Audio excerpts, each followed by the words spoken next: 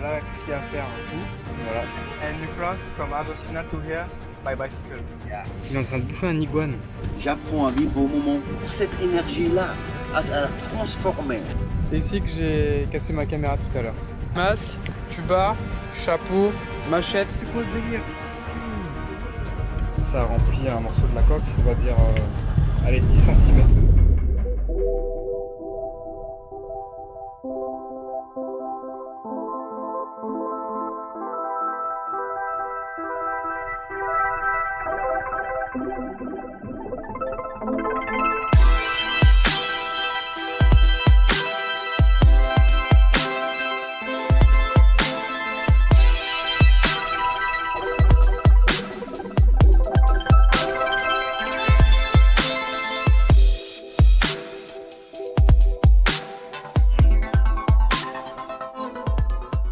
Je vais lui filer un petit coup de main parce qu'il veut traverser l'Atlantique et il faut qu'il restaure encore son bateau. Je vais rester avec lui quelques jours, peut-être même quelques semaines. Je vais vous montrer tout ça dans cette vidéo.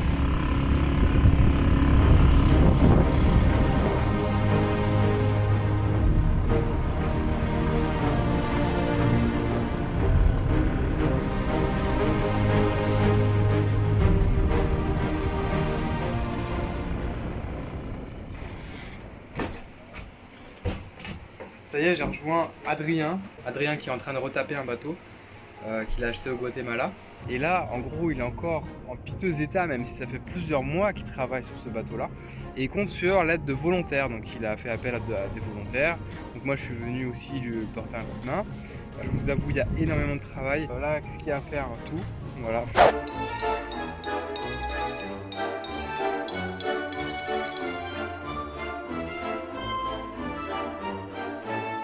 Très précaire. Vous pouvez imaginer que c'était encore beaucoup plus précaire il y a peu. Et en plus, il veut partir dans pas longtemps, dans 2 semaines, parce qu'il y a des timings bien précis pour traverser l'Atlantique. Si tu rates le coche, après tu peux avoir des tempêtes, des climats qui n'est pas trop favorables. Le bateau il n'est pas viable dans l'état, il est rempli d'outils, de matériaux. Et il peut naviguer, mais l'intérieur n'est pas du tout aménagé. En théorie, il peut déjà traverser l'Atlantique comme ça. C'est juste que ça va pas être du tout confortable. Pour cette première journée de travail, j'ai installé la cuisine en fait.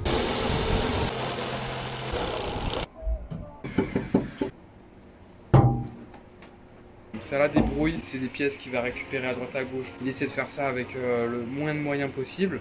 Parce que mine de rien ça coûte cher, un bateau ça coûte cher de le restaurer. C'est du bois qu'il a récupéré, qui était à la fois dans le bateau, il a tout retiré, il a retiré tout l'ancien bois. Et puis là aussi récupéré sur les épaves, ici il y a pas mal d'épaves et il fait des missions, il va chercher des matériaux, il va chercher des pièces de bateau, des outils, plein de trucs. Son bateau a une petite gueule de Mad Max.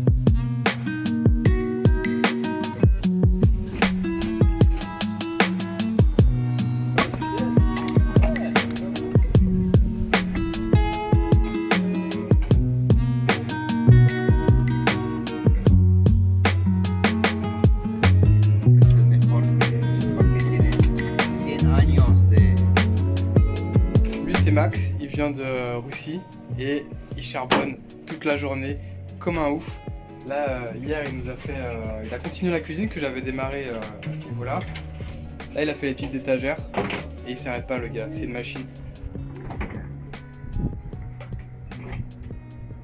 Alors une des missions du moment, c'est de réparer l'annexe. L'annexe, c'est le petit bateau que je vous ai montré qui sert à aller jusqu'à la rive et revenir pour se ravitailler. Donc là, il répare l'annexe en ce moment parce que c'est des vieux trucs qu'il a récupéré Adrien. Là, derrière moi, c'est Mathias. Il est parti d'Argentine. You from Argentina, yes?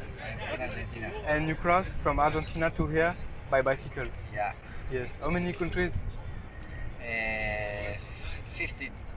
15 countries. 15. And not straight like this. Yeah. 30? Zigzag. 30,000 kilomètres? Yeah. 40. 40 000 kilomètres il a fait. C'est plus que la circonférence de la Terre. From Ushuaia to Tijuana. Ushuaia, Ushuaia, Tijuana. the last city of the America. Ah, Tijuana is the north of Mexico. No, yeah, it's on the last city of the Latin America. Okay. Yeah. Okay, from yeah, okay.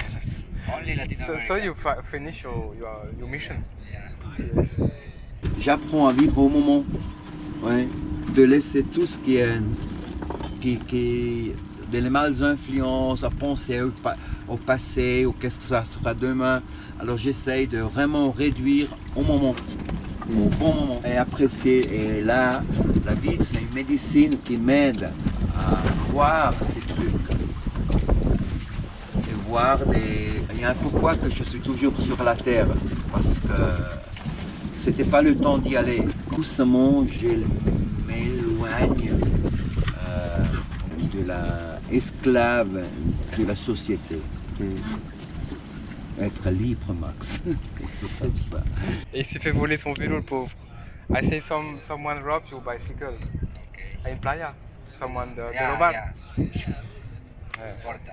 Cette ville, Playa del Carmen, elle est vraiment moisie. Donc voilà, donc là il est sur le bateau, il sait pas encore s'il fait la traversée de l'Atlantique. Il a vraiment envie, mais ça dépendra de ses papiers, parce que est-ce qu'il peut faire un visa, est-ce qu'il peut aller en Europe, est-ce qu'il peut avoir le visa Schengen, ça c'est une histoire. What do you think? You want to do the trip or no? Yeah, I don't know. You don't know? No. Le sens plus profond, hein?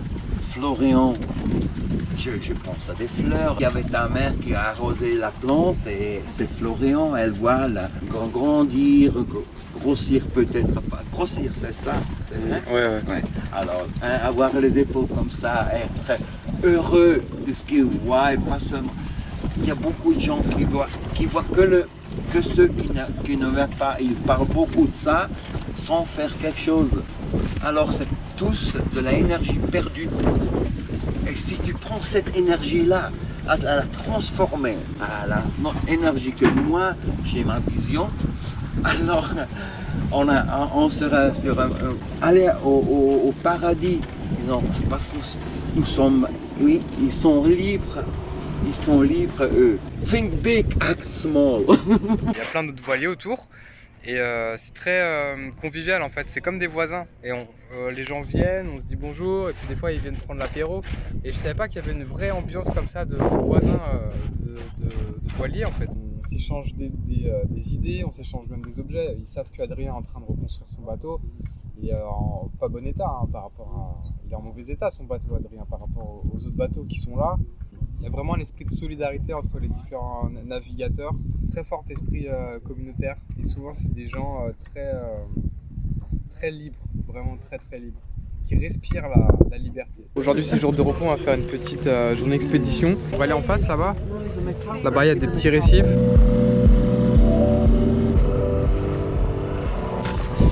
Là on est sur le bateau du voisin, du coup on la récupère du matos pour aller faire du snorkeling. Des palmes, masques, tuba, voilà, on part en vadrouille avec les voisins aussi.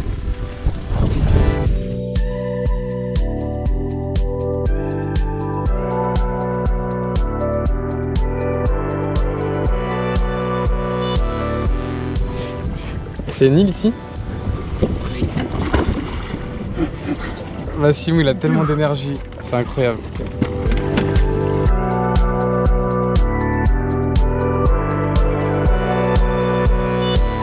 Have you ever been there? Yeah. Yes? Yeah, one. We can go inside or no? Yeah, It's a forest. yeah. You will cross the forest and then it's... No people live there? No people. Ah ok. Là je suis équipé, hein. Petit masque, tuba, chapeau, machette, GoPro. C'est tout ce que j'ai sur moi, c'est tout. Mais c'est que les trucs qui servent.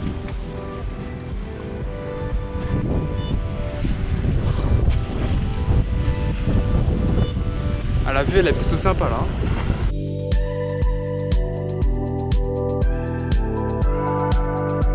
Yeah, we start here and we swim around. Ok. Tu vois la machette c'est cool, mais là je vais la déglinguer ici. C'est ici que j'ai cassé ma caméra tout à l'heure. Voilà. Elle est restée que 30 secondes dans l'eau et ça a suffi pour la casser.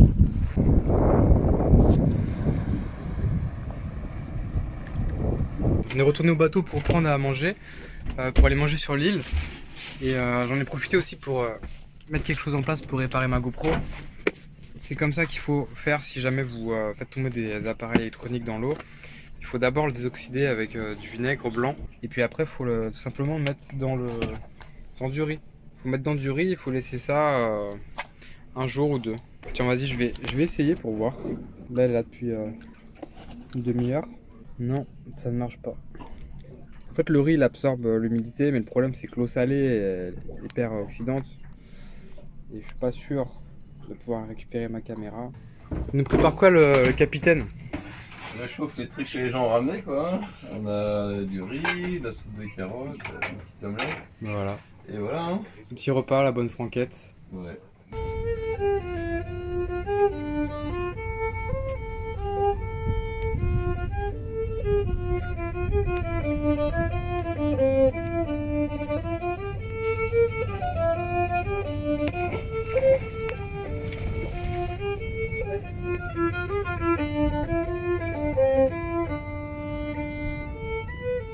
Et je suis vraiment reconnaissant pour tout ça. Je sais que c'est pas rien. Surtout en ce moment, en pleine pandémie, je sais que c'est pas rien de se retrouver dans ce genre d'endroit. Et on a improvisé une petite fête, une petite après-midi avec les voisins de bateau, avec des gens qu'on a rencontrés sur l'île. Et voilà, on est en train de créer une petite communauté comme ça, petit à petit.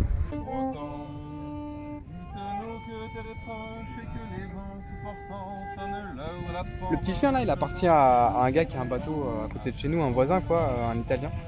Regardez ce qu'il est en train de faire là. Putain, ce petit chien, mais il est vraiment fou. Hein. Il est en train de bouffer un iguane tout sec. Regardez. Tout déshydraté.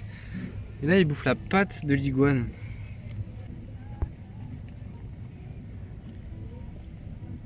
C'est immonde.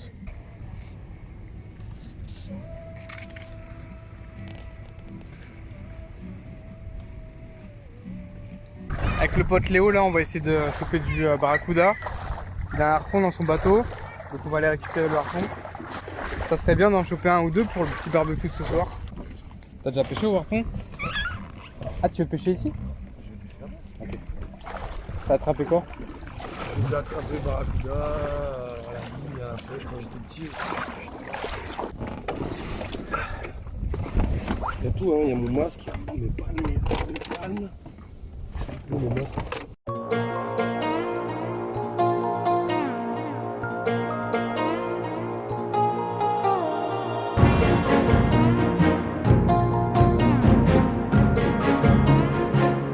Enfin, c'est pas moi qui le découpe, hein. Je m'en bats les couilles, je le pêche. Ah, t'inquiète, je vais le faire. Moi. T'aimes pas faire ça? Si, mais c'est chiant, c'est du boulot. Ouais. Ah, moi, je vais faire ça en mode barbare. Hein. Bah, je te montrerai comment on fait.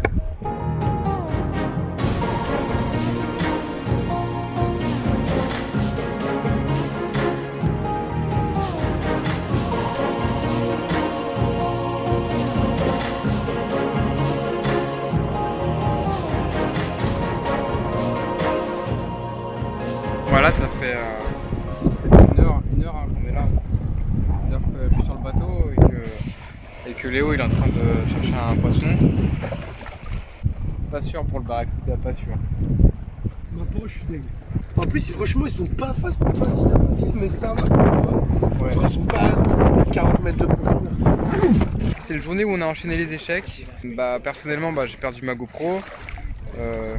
Oh putain, enculé!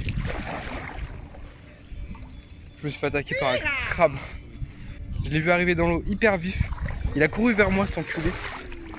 Voilà, c'était une journée où j'ai enchaîné les échecs. Déjà ma GoPro que j'ai acheté hier, que j'ai perdu. Les poissons on n'a pas réussi à trouver, mais ça n'empêche que finalement on est heureux, on est content et c'est sur cette petite plage. On va terminer la soirée sur cette petite plage. C'est un bateau qui est fait pour 4 et en ce moment on est 6 dans le bateau.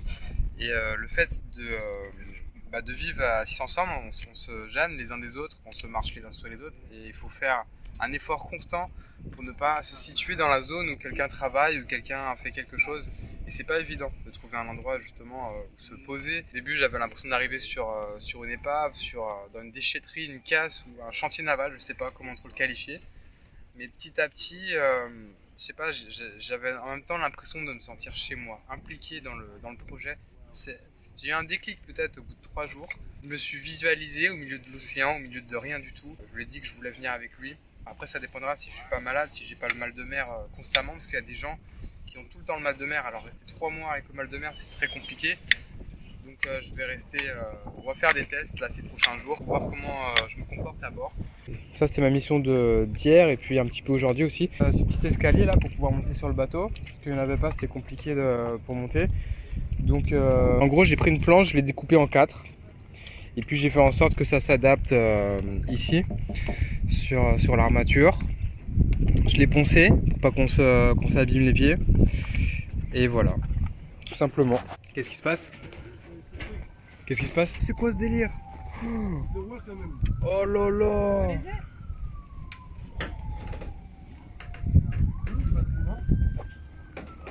C'est quoi qui est en train de cramer là-bas? C'est les mecs qui sont en travaux là-dedans. Tu sais, c'est le glacier et tout là. À peine après. Oh là là. Truc de ouf. Mais là, le feu il se propage, là je vois à gauche ça. Il y a des cocotiers. Non mais là Ouais. c'est gros bordel là. Oh là là, les cocotiers qui prennent feu.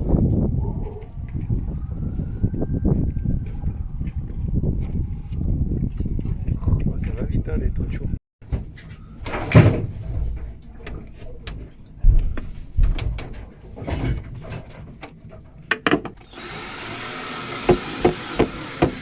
Là je suis en train de faire l'installation pour amener de l'eau jusqu'au robinet.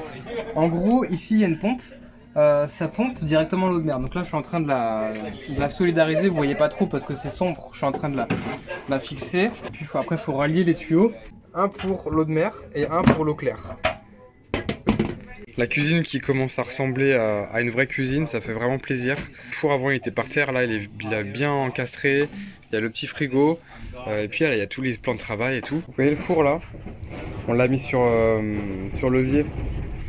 Comme ça, si le bateau il bouge trop, bah au moins les casseroles ne tomberont pas quoi. Voilà, enfin on espère. Donc il y a la pompe qui est derrière au bout. Et l'interrupteur il est là. Clac. Et là on ramène de l'eau de mer. Ça c'est de l'eau de mer. Donc c'est pratique pour faire la vaisselle. Et là l'idée c'est de mettre de l'eau douce. Donc il faudrait relier ça. Ça va Adrien? J'ai passé une super journée hier mon pote. Ouais grave. Elle est belle ta voile. On bricole avec ce qu'il y a sur le bateau. Et on improvise quoi. C'est du travail mais c'est beaucoup de créativité, ça sollicite beaucoup la créativité. Tu vois par exemple là pour que le tuyau il reste au fond, on installe ça. Au début on l'avait fait avec un plomb, le plomb ça marchait moins. C'est de la création plus que du bricolage en fait.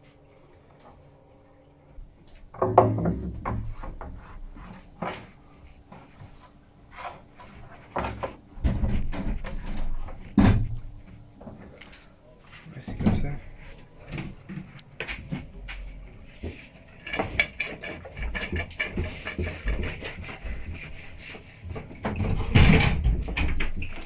Allez, de l'eau. Yeah, ça marche. Yes. Donc là, normalement, dedans, il y aura pas mal d'eau. Peut-être 500 litres, je sais pas. Vous voyez, c'est comme long, hein. Ça va jusqu'en bas du bateau. Moi, ça me permet aussi d'apprendre à bricoler, tu vois. Bon, c'est des trucs simples, hein. Adrien, il veut pas un bateau de luxe, il veut un bateau fonctionnel. Donc voilà, il y a encore pas mal de travail à faire. Notamment au niveau électricité, là, c'est vraiment... voilà, vous voyez comment c'est. Moi, je suis pas très fort en électricité, mais je vois, hein. Mes yeux me suffisent pour voir que... il y a du travail. Déjà pour l'aspect sécurité. Le feu, j'ai l'impression qu'ils sont en train de l'arrêter. Il y a de moins en moins de fumée noire dans tous les cas. Mais on voit encore les flammes.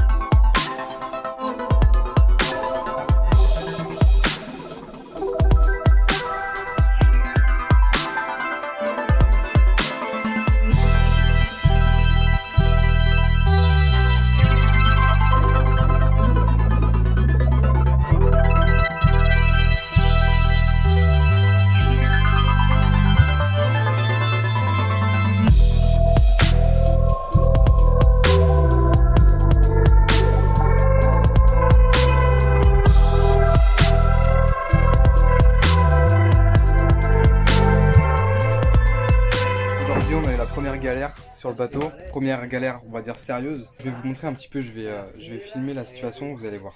En gros ça c'est les toilettes et l'eau s'accumule à l'intérieur, ça remplit un morceau de la coque.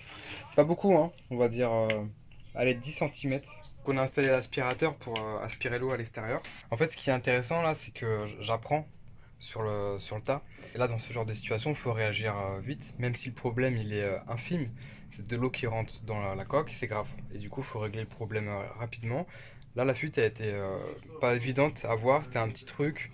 Mais voilà, ça faisait plusieurs heures que ça faisait un filet d'eau. Petit coup de flip, mais en même temps, c'est le genre de truc qui doit arriver avant le départ pour que j'apprenne aussi, comme tout l'équipage, à gérer ce genre de situation.